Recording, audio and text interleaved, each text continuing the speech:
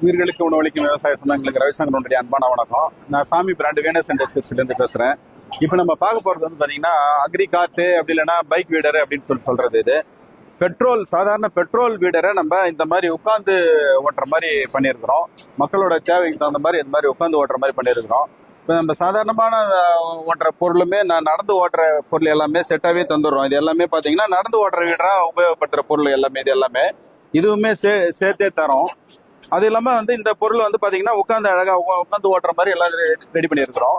இதில் வந்து depth rod வந்து பார்த்தீங்கன்னா இது வந்து ஆப்ஷனலாக சொல்லியிருக்கிறோம்.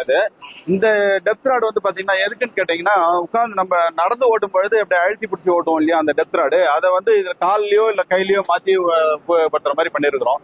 இது கையில் வேணாலும் பண்ணிக்கலாம், காலில் வர மாதிரியும் கீழே இறக்க மாதிரி அட்ஜஸ்டபிள் தான். இது எப்படி வேணாலும் கீழே வச்சும் போட்டுக்கலாம். இது வந்து பாத்தீங்கன்னா நம்ம ஒரு ஃபுட் ரெஸ்ட், பெருசா ஒரு ஃபுட் ரெஸ்ட் கொடுத்துருக்குறோம். இதுல வந்து நீங்க ஏதாவது அவசரத்துக்கு ஏதாவது லோடு கிட்ட எடுத்துட்டு போகணும்னாலும் அழகா மூட்டையை போட்டு எடுத்துட்டு போகலாம், சௌரியமா இருக்கும். இது பொருள் எடுத்து போறதுக்குலாம் உங்களுக்கு சௌரியமா இருக்கும். இதுல ட்ராலி மாட்டியும் லோடு அடிக்கலாம், HDP பம்ப் மாட்டியும் மருந்து அடிக்கலாம், அப்புறம் ஆகர் அட்டாச்மெண்ட் போட்டு ஆகர் போடலாம், மல்ச்சிங் ஷீட் போடலாம், சீட்ரில் போடலாம். இந்த மாதிரி பாத்தீங்கன்னா நிறைய வேலைகள் இதுல பண்றதுக்கு வாய்ப்பு இருக்குது.